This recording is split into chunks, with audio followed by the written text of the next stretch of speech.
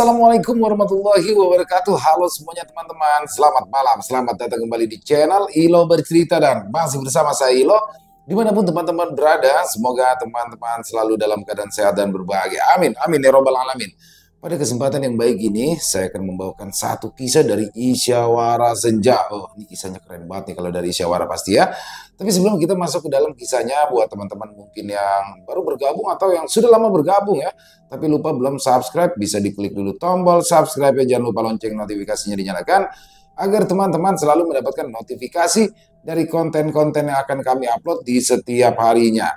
Dan untuk channel Ilo Bercerita ini kami upload setiap hari teman-teman, setiap jam 9 malam waktu Indonesia bagian Barat.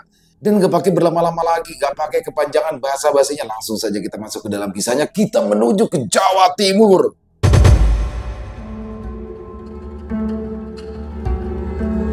Misteri keluarga Mbak Sinem.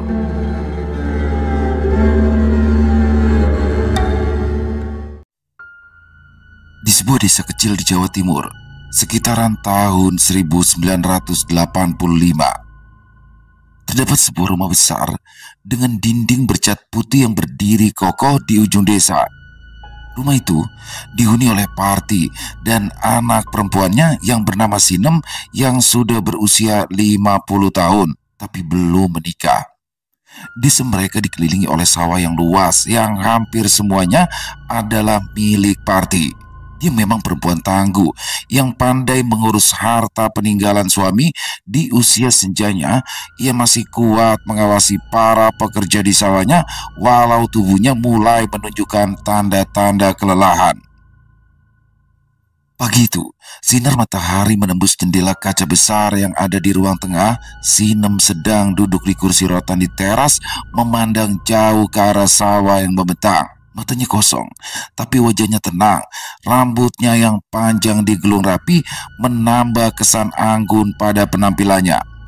Walau sudah berusia setengah abad, Sinem masih terlihat segar dan anggun, tapi kesendiriannya sering menjadi bahan perbincangan warga desa. Mereka semua selalu bertanya-tanya kenapa Sinem tak kunjung menikah. "Sinem, tolong ambilkan air," suruh ibunya dari dalam rumah. Suaranya mulai serak dimakan usia. Sinem beranjak perlahan dari kursi rotannya masuk ke dalam rumah yang luas. Di dapur, ia mengambil ceret lalu menuangkan air ke dalam gelas.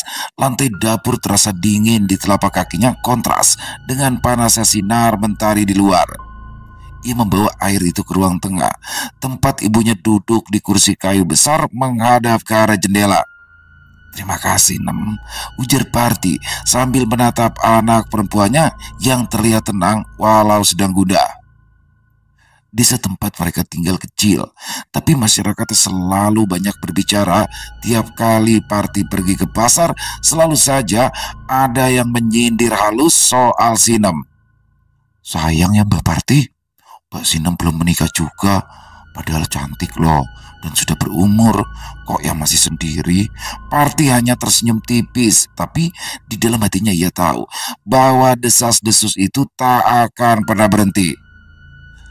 "Apa kamu tidak pernah berpikir untuk menikah?" tanya Parti pelan, matanya tak lepas dari wajah anaknya. Sinem menghela nafas dalam. Ini bukan pertama kalinya ibunya menanyakan hal itu, tapi kali ini pertanyaannya terdengar lebih berat, seolah Parti merasa waktunya sudah semakin sedikit. Sinem meletakkan gelas di meja, lalu ia duduk di samping ibunya. "Bu, sudah berapa kali aku bilang, aku lebih nyaman sendiri seperti ini. Aku tidak butuh suami, Bu," jawab dengan suara lembut tapi terdengar tegas. "Tapi nak, ibu itu ingin lihat kamu bahagia, melihat kamu punya keluarga," ujar Parti. Wajahnya yang tua menampakkan kesedihan. Kerutan di sekitar matanya semakin dalam saat ia menunduk muram. "Aku bahagia kok, Bu. Aku senang tinggal sama ibu ngurus sawah. Aku tidak perlu yang lain lagi," Sinem berusaha meyakinkan. Parti terdiam, matanya berkaca-kaca, tetapi sudah tidak ingin memaksa. Ia tahu Sinem bukan perempuan yang mudah dipengaruhi. Sejak kecil, anak perempuannya itu memang memiliki tekad yang kuat. Parti ingat betul, Sinem selalu menolak semua lamaran yang pernah datang, mulai dari lelaki kaya sampai petani biasa. Setiap kali ada yang mencoba mendekat, Sinem tidak pernah kehabisan alasan untuk menolak. Hari beranjak siang, Parti bangkit dari kursinya. Ia berjalan pelan keluar rumah menuju sawah yang terbentang luas tak jauh dari rumah. Beberapa petani upahannya sedang bekerja di bawah terik matahari, membungkuk di antara tanaman padi yang hijau. Parti berdiri di pematang, memandangi sawahnya dengan rasa bangga. Tanah ini adalah peninggalan suaminya. Sekarang, Sinem yang akan menjadi pewarisnya, tapi tanpa suami, siapa yang akan melanjutkan semua ini? Sinem mengikuti dari belakang. Ia berdiri di samping ibunya, merasakan tiupan angin yang sejuk mengusap wajahnya. Bu, percaya saja, aku bisa kok ngurus sawah ini sendiri. Aku tidak butuh laki-laki untuk membantu pekerjaanku, kata Sinem seperti bisa menjawab pikiran ibunya. Tapi sampai kapan, Dok? Ibu tidak akan selamanya ada di sini untuk bantu kamu, jawab Parti, suaranya parau. Kamu juga harus punya penerus. Sinem terdiam. Ia sadar ibunya benar, tapi ada sesuatu di dalam dirinya yang tak bisa dijelaskan sehingga membuatnya enggan untuk menikah. Karena itu juga, setiap kali ada orang yang mendekatinya, ada rasa takut yang menggelayuti hatinya. Bukan takut pada pernikahan, tetapi karena ada alasan lain. Lagi pula, Sinem terbiasa hidup mandiri, baik dalam mengurus sawah, rumah, maupun ibunya tanpa bantuan dari orang lain. Bu, ibu jangan pikirin soal itu ya. Aku akan mengurus semuanya dengan baik, kata Sinem akhirnya mengakhiri pembicaraan yang membuatnya gelisah. Matahari semakin condong ke barat, memancarkan cahaya kemasan yang menyelimuti sawah. Parti memandangi wajah anaknya yang keras kepala tapi penuh kasih sayang. Di balik semua kegigihannya, Parti tahu bahwa Sinem juga punya rasa takut. Ia hanya berharap suatu hari nanti anaknya akan menemukan kebahagiaan yang ia idamkan, walau tidak datang melalui pernikahan. Mereka berdiri di sana untuk beberapa waktu, menjadikan keheningan desa dan gemerisik angin sawah menjadi satu-satunya suara yang menemani mereka. Dalam hati, Parti terus berdoa agar anak perempuannya bisa menemukan jalan hidup yang membahagiakan meski tanpa seorang lelaki di sisinya. Suatu hari, Parti duduk di teras rumahnya, bersantai setelah makan siang. Bu, si Sarno datang lagi pagi tadi. Katanya dia butuh uang buat bayar utang pada Bejo, ucap Sinem pelan. Parti menghela nafas. Ia tahu betul bagaimana Bejo mempermainkan penduduk desa. Setiap kali ada yang kesulitan membayar utang, Bejo tak pernah tahu menerima alasan mereka. Parti mengangguk. Ya wes, berikan saja berapa yang Sarno butuh. Jangan sampai dia jatuh lebih dalam ke perangkap Bejo. Sinem berjalan masuk ke rumah, mengambil beberapa lembar uang dari dalam penyimpanan di lemarinya.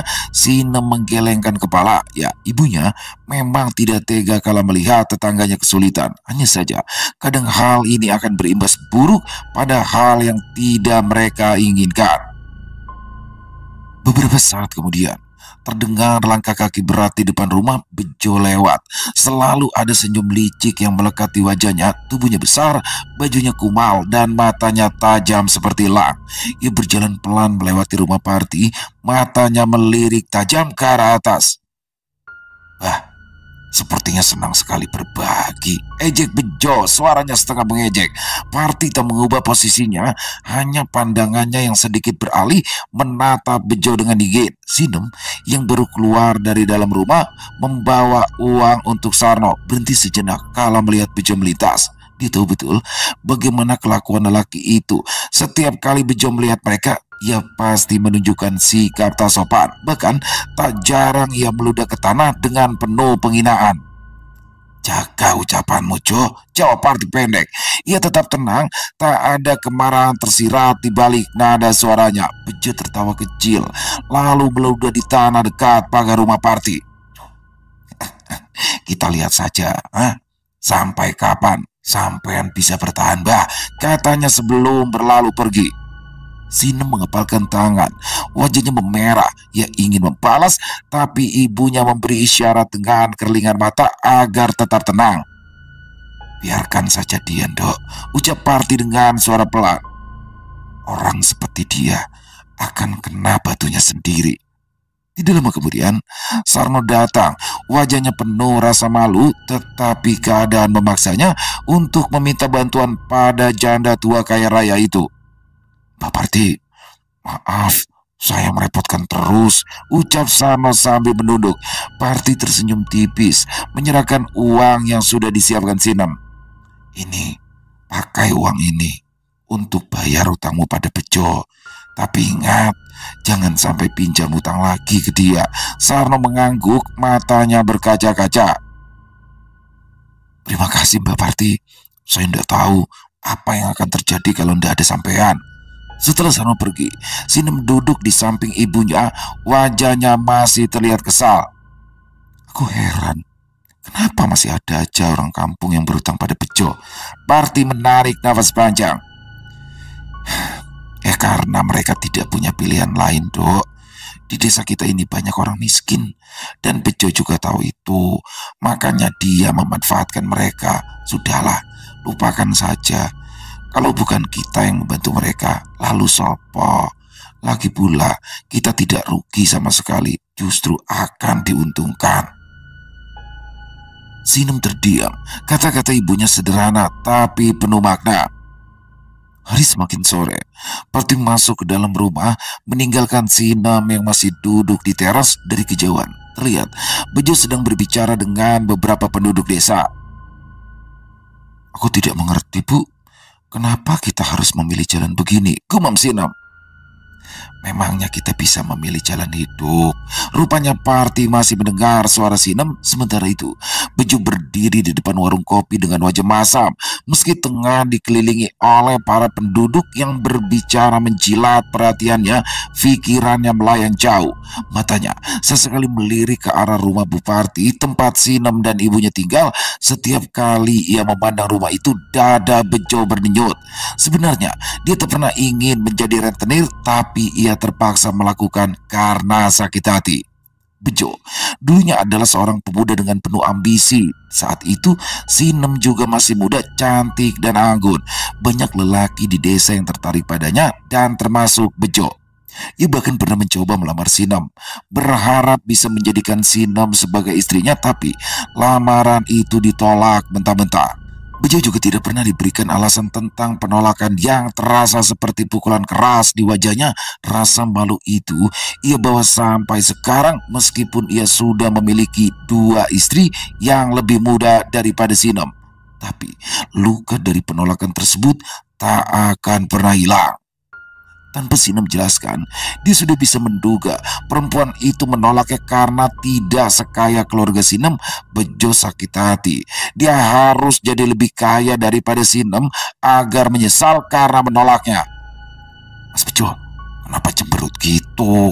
Berantemnya sama istri, tegur salah satu temannya yang sedang menikmati kopi di warung itu. Bejo hanya menengus, menepis asap rokok yang mengepul dari mulut temannya. Tidak apa-apa, jawabnya pendek, mencoba menghindari topik.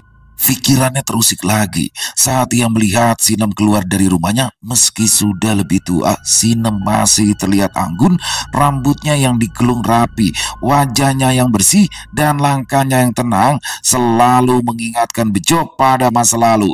Hatinya kembali terbakar. Baginya, Sinem bukan hanya telah menolak lamarannya, tetapi juga meremehkan dirinya. Bahkan setelah keadaan Bejo menjadi jauh lebih baik, Sinem masih enggan meliriknya. Ia selalu memiliki alasan untuk menjauh pergi begitu Bejo mendekat. Bejo berdiri dari kursinya, melangkah keluar dari warung.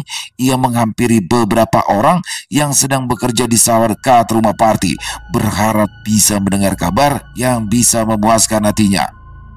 Ketika salah satu dari mereka bercerita tentang Sarno yang baru saja meminjam uang dari Mbak Parti untuk membayar hutang padanya, Bejo kembali tersenyum sinis.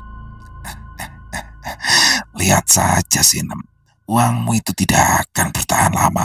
Akan aku lihat sampai kapan kamu bisa jadi pahlawan bagi orang-orang bodoh itu, gumamnya dalam hati, matanya menyipit ke arah rumah Parti. Bejo pulang ke rumahnya yang terletak di tengah desa. Kedua istrinya sedang sibuk di dapur memasak untuk makan malam. Bejo sengaja menempatkan mereka di satu atap. Lagi pula, keduanya tidak pernah bertengkar, selalu akur karena takut diamuk Bejo. Meski kedua perempuan itu lebih muda dan cantik dari Sinem, Bejo tak sepenuhnya puas. Ada perasaan kosong yang selalu menghantui, bukan karena kurang perhatian dari istri-istrinya, tapi karena luka penolakan di masa lalu yang masih menganga di hatinya. "Mas, mau makan sekarang?" tanya istri pertamanya sambil meletakkan piring berisi sayur di meja. Bejo mengangguk tanpa banyak bicara, mengambil piring yang sudah diisi nasi lalu menyuapnya. Suara-suara dari kedua istrinya terdengar samar. Pikirannya masih tertuju pada Sinem. Dia tak bisa menghilangkan bayangan perempuan itu dari benaknya. Di saat ia sudah memiliki istri dan kekayaan, mengapa rasa sakit puluhan tahun lalu tak juga pergi? Saat malam tiba, Bejo kembali duduk di depan rumahnya, menatap langit gelap tanpa bintang. Kedua istrinya sudah masuk ke dalam kamar, meninggalkan Bejo sendirian di luar. Angin malam yang dingin mengusap wajahnya. Amarah dan dendam di hatinya terus menyala. Ia mengingat saat-saat dulu ketika masih berusaha keras untuk mendekati Sinem. Setiap kali melihatnya di pasar, setiap kali mendapat suaranya dari kejauhan, hatinya selalu berdebar. Tapi sayang, Sinem tak pernah menoleh ke arahnya bahkan setelah ia mengirim lamaran.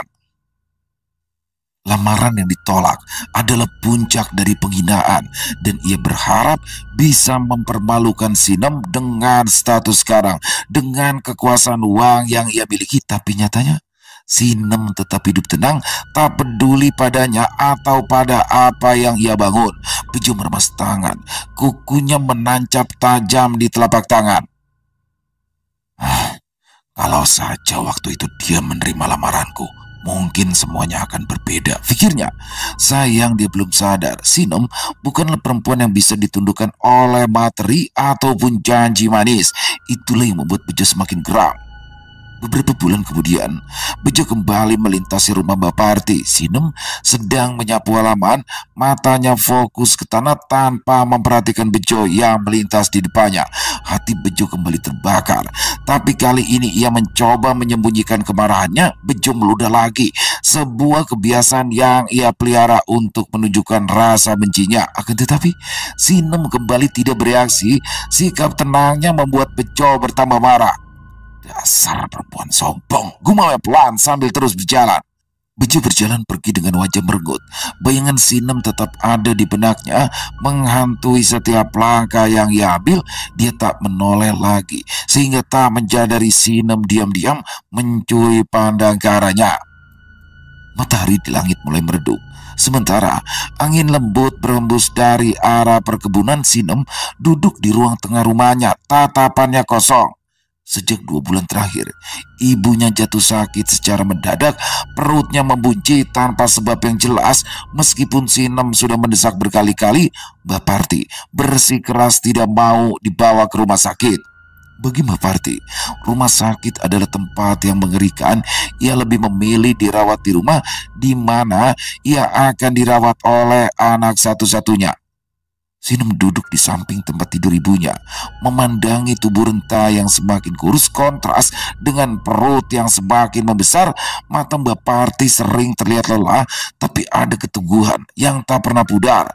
Setiap kali Sinem membujuk untuk membawanya ke dokter, Mbak Parti terus menggeleng pelan. "Bu, tolonglah Bu, kita harus ke rumah sakit. Ibu ini bukan sakit biasa." Suara Sinem terdengar lirih. Ia tidak ingin kehilangan ibunya, satu-satunya orang terdekat dalam hidupnya. Tapi Parti tetap keras kepala. "Dok, ibu sudah tua, tidak perlu diobati segala macam. Toh akhirnya juga sudah pasti. Biar di rumah saja. Ibu tidak mau dirawat di tempat asing," jawab Pak Parti. Ia tak ingin merepotkan anaknya lebih dari yang sudah terjadi. Lagi pula, seperti yang dia katakan, Mbak Parti yakin waktunya sudah semakin dekat. Hari demi hari berlalu. Sinem tak pernah lelah merawat ibunya yang memasakkan bubur, menyuapi pelan-pelan setiap malam. Tak pernah ia tertidur nyenyak, selalu saja mendengar rintihan pelan ibunya yang kesakitan. Setiap pagi, ia membersihkan tubuh ibunya dengan kain basah, memastikan kulit tuanya tetap segar meskipun tubuh itu semakin ringkih. Perut Mbak Parti terus membesar, membuat Sinem semakin khawatir. Setiap kali ia menyentuh perut ibunya, terasa tegang dan keras. Ini tidak beres, Bu. Kita harus berbuat sesuatu, desak Sinem lagi suatu malam saat Mbak Parti tampak lebih lemah dari biasanya. Tidak usah, cukup di sini saja ya, Dok, jawab Mbak Parti pelan, tatapannya kosong memandangi langit-langit. Sinem tahu apa maksud ibunya, tapi ia menolak untuk menyerah. Ia hanya tidak ingin jika berpikir bahwa kematian sudah di depan mata. Waktu terus berjalan. Kondisi Mbak Parti semakin memburuk. Sinem hampir tidak pernah meninggalkan samping tempat tidur ibunya. Seluruh rutinitas sehari-hari terfokus pada merawat Mbak Parti. Setiap suapan bubur, setiap tegukan air, semuanya diberikan dengan penuh kasih sayang. Akan tetapi di balik semua itu ada rasa putus asa yang menggelayuti hati Sinem. Suatu malam, angin di luar bertiup kencang, membuat dedaunan pohon mangga di depan rumah berderak-derak di dalam kamar. Suasana hening, kecuali suara nafas berat Mbak Parti yang semakin terengah-engah. Sinem duduk di kursi di sebelah tempat tidur, menggenggam tangan ibunya yang dingin. Bu, ibu masih kuat kan? Suara Sinem bergetar. Ada air mata yang menggenang di sudut matanya. Sekuat tenaga ia berusaha menahannya. Ibunya tidak suka melihatnya menangis. Parti mengangguk pelan. Senyumnya tipis, tapi mata itu mulai kehilangan cahaya. Sinem bisa merasakan tangan ibunya semakin lemas dalam genggaman. Hatinya berdegup kencang, seolah tahu bahwa waktu mereka bersama tidak akan lama lagi. Beberapa hari kemudian, keadaan Parti semakin memburuk. Tubuhnya kini hampir tak bisa bergerak sama sekali. Saat Sinem sedang menyuapkan bubur ke mulut ibunya, Mbak Parti tiba-tiba menghentikan tangan Sinem. Sudah, Ndok, cukup. Suara Mbak Parti hampir tak terdengar. Sinem terdiam, menatap ibunya penuh kebingungan. Bu, ibu harus makan. Kalau tidak makan, bagaimana ibu bisa sembuh? Ujarnya hampir menangis, tapi Mbak Parti lagi-lagi hanya menggeleng pelan, mengisyaratkan bahwa waktunya sudah semakin pendek. Hari itu, sore datang dengan cepat. Cahaya matahari yang masuk melalui jendela terasa hangat, tapi udara di dalam kamar terasa dingin. Sinem duduk di samping ibunya, memegang tangan tuanya yang semakin kaku. Ia bisa merasakan nafas Parti yang semakin pelan, hampir tak terdengar. Sinem menunduk, membisikkan kalimat penuh cinta, seraya berharap keajaiban datang. Tapi ia tahu jauh di dalam hatinya bahwa ini adalah pertemuan terakhir mereka. Beberapa jam kemudian, nafas Mbak Parti berhenti. Ya, ibunya meninggal dalam kesakitan luar biasa.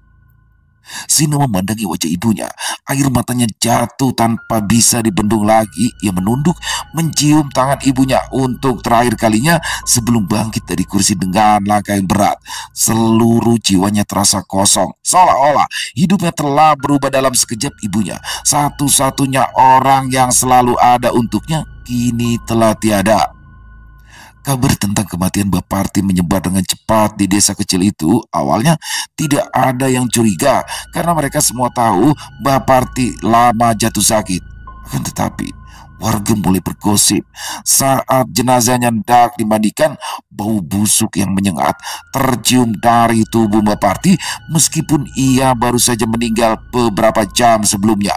Bau busuk itu begitu menyengat, membuat banyak orang yang membantu mengurus jenazah menutup hidung dengan kain sarung atau selendang. Di antara mereka ada yang berbisik pelan, "Ini pasti bukan penyakit biasa deh. Bisa jadi ini adalah santet. Wajah-wajah yang tadinya bersedih kini berubah menjadi tegang. Tatapan mereka saling bertukar kecemasan. Sinem yang berdiri di sudut ruangan mendengar percakapan itu, matanya basah karena air mata yang terus mengalir sejak ibunya meninggal. Sekarang ada perasaan takut yang muncul di hatinya. Ia tahu ibunya sakit parah, tapi mendengar desas-desus tentang santet membuatnya gelisah. Ia ingat bagaimana ibunya menolak keras dibawa ke rumah sakit dan bagaimana Bejo selalu meludah setiap kali berpapasan dengan mereka. Firasatnya mengatakan akan ada sesuatu yang salah setelah ini semua. Warga sudah mulai bergosip loh, Mbak Sinem. Mereka bilang, bisa jadi aja ini perbuatan Bejo, bisik salah satu tetangga, Bu Minah. Sinem hanya bisa terdiam, tidak bisa membantah, tetapi juga tidak mengiyakan ucapan mereka.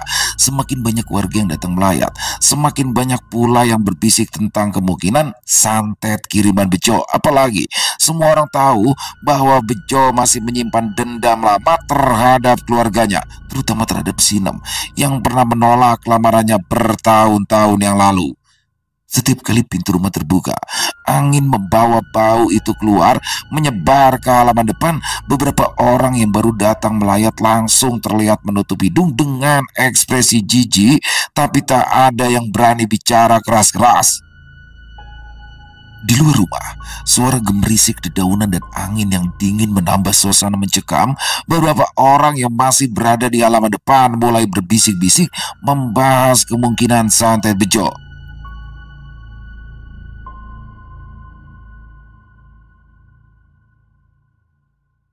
Bejo itu sudah lama mendendam, apalagi setelah Sinem menolak lamarannya. Dia itu memang licik, ujar Pak Karto, salah seorang tetua desa yang paling dihormati. Dasar rentenir busuk, sudah punya 2 istri, tapi masih saja sakit hati sama Sinem. Pasti dia ini yang mengirim santet karena tak suka pada Mbak Parti yang sering meminjamkan uang tanpa bunga. Orang-orang di sekitarnya mengangguk pelan seolah menyetujui pernyataan itu perlahan-lahan. Gosip tentang santet Bejo menyebar semakin luas. Beberapa warga yang tadinya akrab dengan Bejo kini mulai menjauhkan diri. Mereka tak ingin terkena menjadi korban selanjutnya dari orang licik itu. Warga yang tadinya sering terlihat berbicara dengan Bejo sekarang terlihat sengaja menghindarinya. Mereka menatap dari kejauhan seolah takut terkena imbas buruk dari kehadirannya. Bejo sendiri tampak diam dan tenang, tapi tatapan matanya penuh kemarahan. Dia tahu pasti apa yang dibicarakan orang-orang di belakangnya. Hari-hari setelah pemakaman Mbah Parti, suasana desa terasa berbeda. Warga semakin jarang berpapasan dengan Bejo. Jikapun bertemu, mereka segera berpaling atau mempercepat langkah. Bejo yang tadinya sering terlihat di pasar atau di warung kopi, sekarang lebih sering mengurung diri di rumahnya bersama dengan istri-istrinya. Bahkan beberapa orang yang sebelumnya sering berurusan dengannya kini mulai menarik diri, takut terlibat lebih jauh. Setahun setelah kematian ibunya, Sinem jatuh sakit. Tubuhnya yang dulu tegar mulai tampak ringkih, wajahnya yang biasanya cerah terlihat pucat. Rasa sakit itu datang perlahan, tapi semakin lama semakin menyiksa, seperti ada yang mencengkram dari dalam, memeras tubuhnya tanpa ampun. Akan tetapi, bukan itu yang paling mengganggunya. Ada sesuatu yang lebih berat di hatinya, sesuatu yang harus diselesaikan agar semuanya selesai sebelum bertambah larut. Sinem tahu waktunya tidak banyak lagi.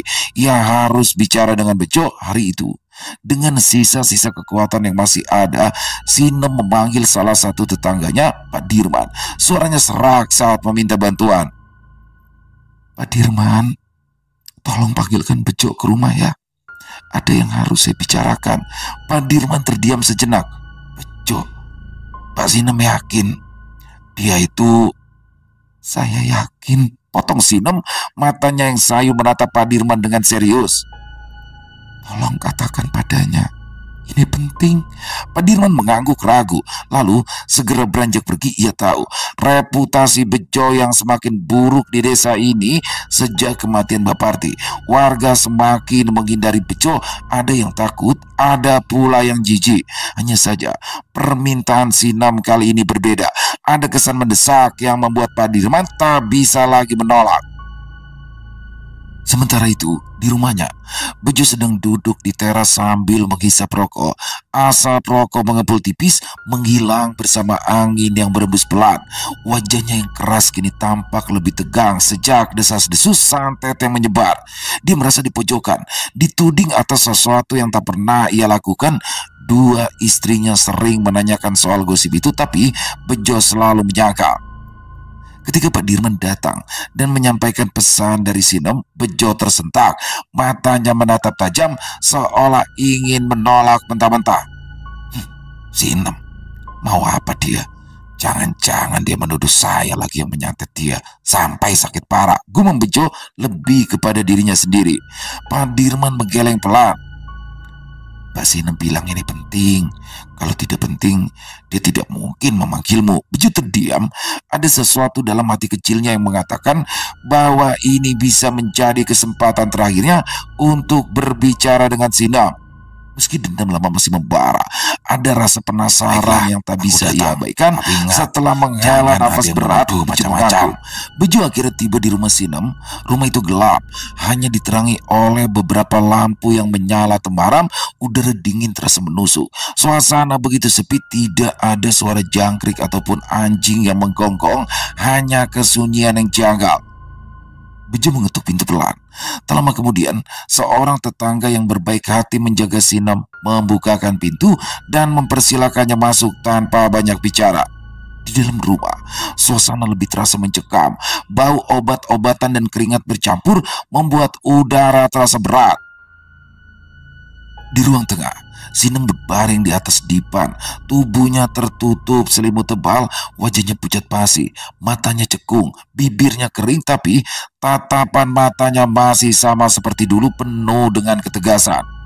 Ketika melihat Bejo mulai memasuki ruangan, matanya menyipit, menandakan bahwa ia sadar akan kehadiran lelaki itu. Mas Bejo, panggil Sinem dengan suara parau. Bejo mendekat, duduk di kursi yang disediakan di sebelah dipan. Ia menatap Sinem dengan raut wajah campur aduk antara rasa kasihan dan ketidakpercayaan. Apa? Sinem menelan ludah dengan susah payah, kemudian berbicara dengan suara serak yang nyaris tak terdengar. Aku tahu Mas Bejo masih marah padaku. Dulu aku menolak lamaranmu, tapi itu bukan karena aku benci. Bejo merespon dengan raut wajah bingung. Ia tidak menyangka jika Sinem akan membuka luka lama tersebut dalam keadaan begini. Kamu itu sakit parah, Sinem. Kenapa mau membicarakan soal ini sekarang? Sinem menghela nafas panjang seolah sedang menahan beban berat di dadanya. Karena aku mau semuanya selesai. Aku tidak mau ada lagi yang tersisa di antara kita. Aku tahu banyak orang yang berkata kalau kau yang menyantet ibuku, tapi aku tidak pernah percaya.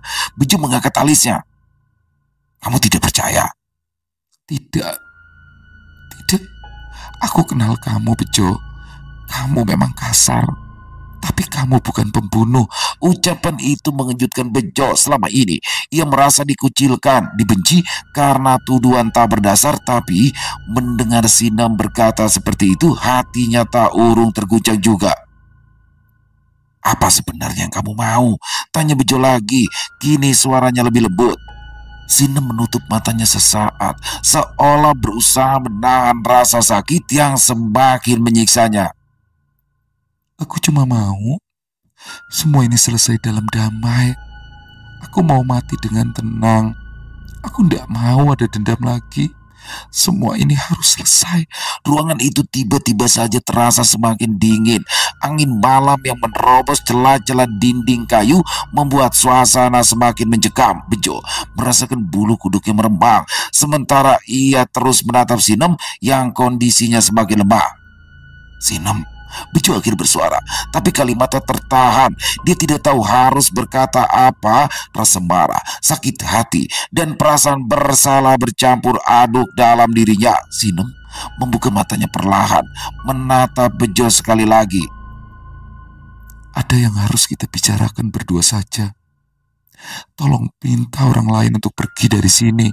Tanpa berkata-kata lagi, Bejo berdiri menuruti keinginan Sinem. Semua orang yang ada di sana diminta keluar. Setelah yakin hanya ada mereka berdua, Sinem berbicara panjang lebar. Ketika semua sudah selesai, Bejo menatap Sinem untuk terakhir kalinya sebelum berbalik dan berjalan keluar dari rumah itu. Ketika pintu tertutup di belakangnya, angin dingin kembali menyapu wajahnya.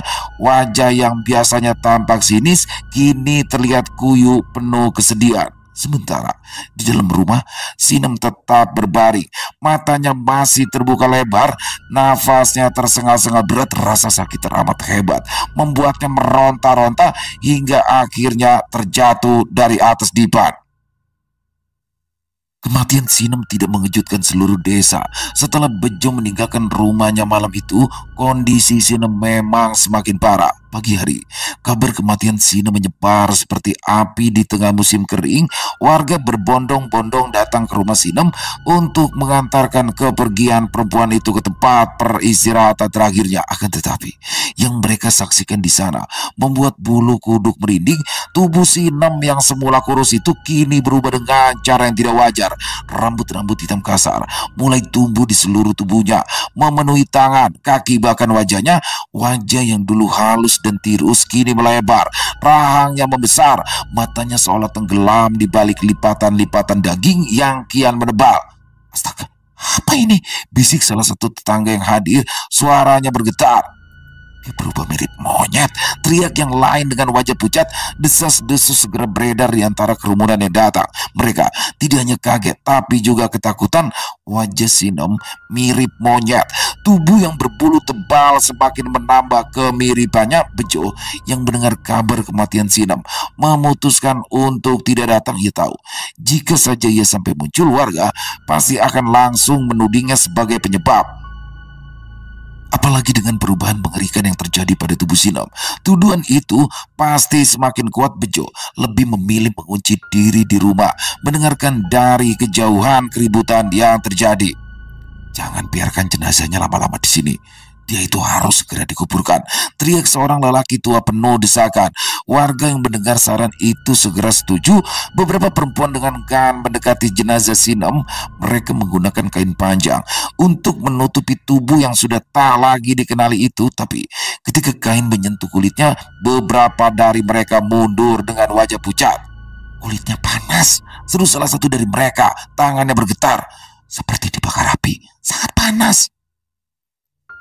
Ketakutan semakin merayap di benak setiap orang yang hadir. Beruntung, meski dihantui rasa takut, jenazah itu tetap harus segera dimakamkan. Aroma busuk mulai tercium dari tubuhnya, semakin menyengat seiring waktu berlalu. Seakan-akan tubuh itu sudah mulai membusuk lebih cepat dari yang seharusnya. Pemakaman dilakukan hari itu juga. Warga menggali kubur di pemakaman desa yang tidak jauh dari rumah Sinem. Sepanjang prosesi, suasana begitu sunyi. Tidak ada doa yang terdengar, hanya desahan nafas berat dan bisik-bisik ketakutan yang menyelimuti kerumunan. Ketika jenazah Sinem diturunkan ke liang lahat, sebagian warga menahan nafas. Bayangan tubuh berbulu dengan wajah melebar itu masih menghantui pikiran mereka. Tak seorang pun berani menatap ke dalam liang lahat lebih lama dari yang diperlukan. Mereka semua ingin pemakaman ini cepat selesai agar bisa kembali ke rumah masing-masing. Warga segera membubarkan diri, tak ingin berada di sana lebih lama dari yang diperlukan. Beberapa perempuan terlihat menangis pelan, bukan karena kehilangan, melainkan ketakutan yang masih mencekam hati mereka. Kabar tentang kematian Sinem dan kondisi tubuhnya menyebar ke desa-desa sekitar. Cerita-cerita menyeramkan mulai berkembang. Ada yang bilang bahwa malam-malam setelah kematian Sinem terdengar suara tawa aneh di dekat kuburannya. Yang lain bersumpah pernah melihat bayangan hitam melintas cepat di sekitar rumahnya seperti binatang buas yang berkeliaran mencari mangsa. Kepercayaan warga pada adanya santet semakin menguat dan nama Bejo tetap menjadi sosok yang dicurigai meskipun tak ada bukti nyata yang bisa menunjukkan keterlibatannya. 3 hari setelah pemakaman Sinem, Bejo mendatangi rumah kepala desa dengan wajah yang berbeda dari biasanya. Tak ada lagi raut sombong yang sering terlihat saat ia berjalan-jalan di desa. Langkahnya berat, seakan ada beban besar yang menindih baunya. Begitu, suasana desa masih sunyi. Matahari baru saja naik, menyinari jalan-jalan berdebu yang mulai dipenuhi warga yang ingin memulai hari. Bejo berdiri di depan pintu rumah kepala desa, mengetuk pelan pintu lalu menunggu. Tak lama kemudian, pintu terbuka dan kepala desa Pak Maman keluar dengan wajah yang bingung. "Mas Bejo, ada apa? Pagi-pagi datang ke sini?" tanya Pak Maman. Bejo menunduk sejenak lalu menarik nafas panjang. "Ada yang harus saya bicarakan, Pak.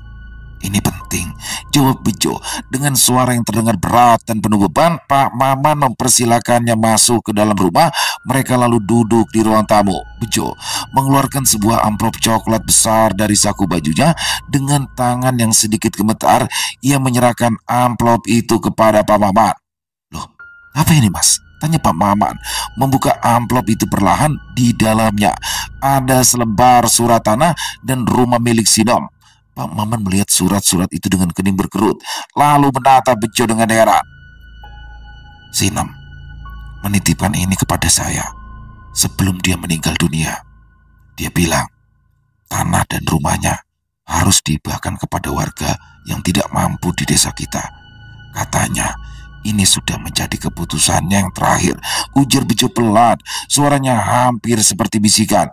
Pak Maman terdiam sejenak, mencoba mencerna kata-kata Bejo. "Pak Sinem bilang begitu? Ya kenapa dia tidak langsung menyerahkannya sendiri?"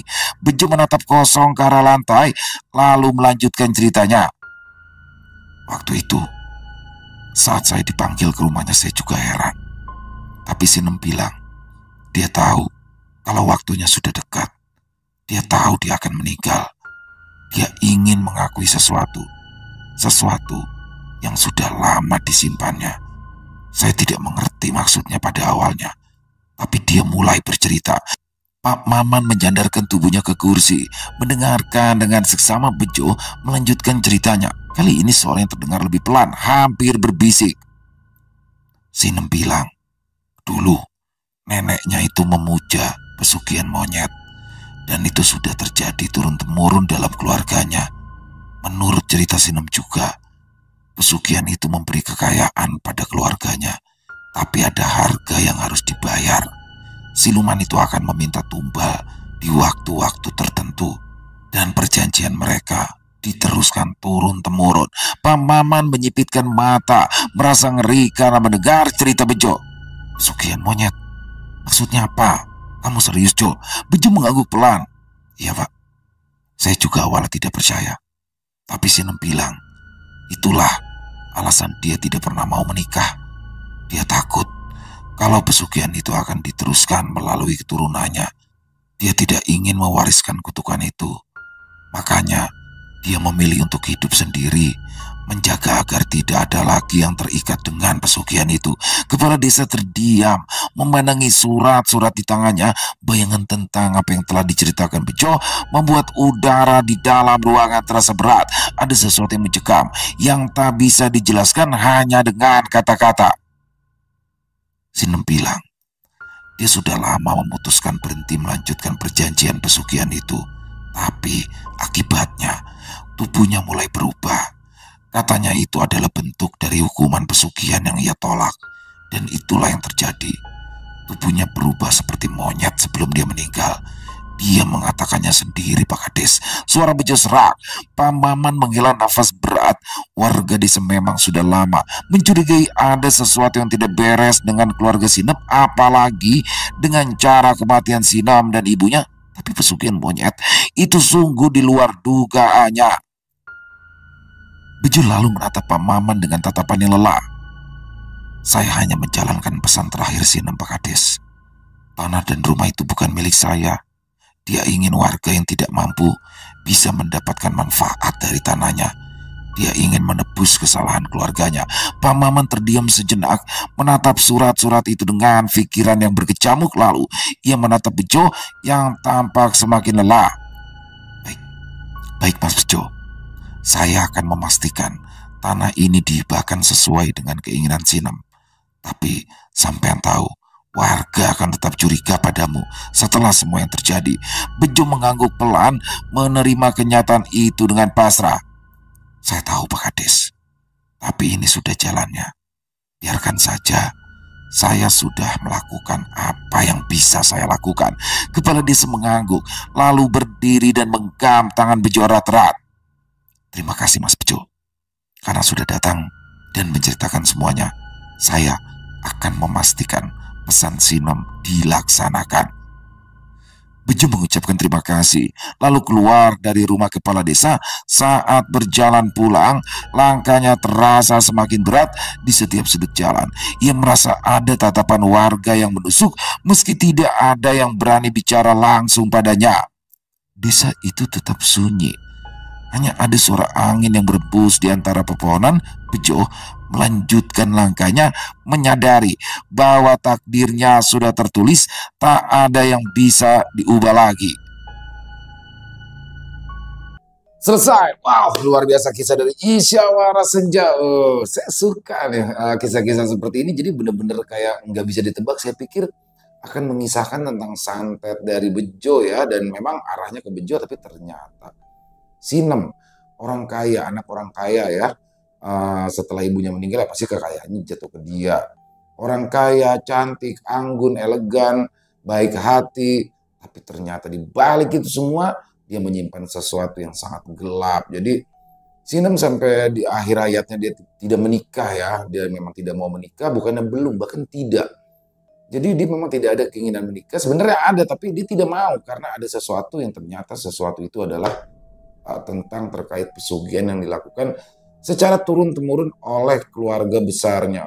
Dan kenapa dia tidak mau menikah? Karena dia tidak mau berlanjut. Dia ingin memutus rantainya, ingin memutus keturunan itu supaya selesai semuanya. Ya, tapi pasti dengan segala konsekuensinya ya, seperti dalam akhir cerita tadi, ketika Sinem berubah seperti, mohon maaf ya, seperti monyet di situ, ya itulah hal yang harus diterima oleh dia. Tapi dari situ dia bersyukur bahwasanya pesugihan ini berhenti di situ, stuck. Dan bagaimana akhirnya dia menjelaskan kepada Bejo bahwasanya dulu dia menolak lamaran Bejo bukan karena dia benci, bukan karena dia nggak suka, tapi karena dia nggak tega juga sama Bejo dan keturunannya nanti. Luar biasa sekali, bener-bener kisah dari Isyawara ini sulit banget ya untuk ditebak endingnya, dan keren banget. Terima kasih Isyawara, dan mari kita ambil hikmah yang baik ya dalam kisah barusan dan dibuang saja yang buruk-buruknya. Intinya sekali lagi teman-teman, pesugihan tidak akan pernah ada hal yang baik yang dilahirkan dari pesugihan.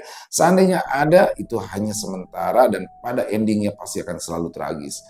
Semoga kisah barusan bisa menghibur teman-teman semua para pecinta penikmat horor misteri, lebih khusus lagi kepada para subscriber dari channel Ilo Bercerita. Dan silakan buat teman-teman mungkin yang punya komentar lain, yang punya pendapat lain, bisa menuliskan di dalam kolom komentar ataupun hanya sekedar saling menyapa. Insya Allah kami akan menjawabnya satu persatu.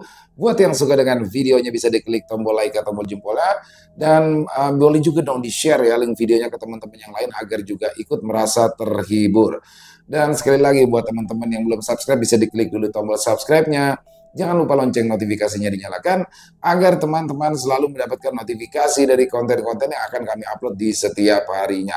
Kami juga ingin mengucapkan terima kasih kepada seluruh teman-teman yang sudah selalu hadir, yang sudah selalu mendukung kami, karena teman-temanlah kami selalu bersemangat berkarya di setiap harinya. Oh iya, buat teman-teman mungkin yang punya kisah horor misteri ya, yang apabila mungkin berkenan dibawakan di channel kami, silakan bisa mengirimkannya ke nomor telepon yang ada di sini, dan bebas. Dalam bentuk tulisan boleh, dalam bentuk rekaman suara boleh, senyamannya teman-teman aja. Dan buat yang teman-teman yang sudah mengirimkan kisah, kami ucapkan terima kasih di akhir kata.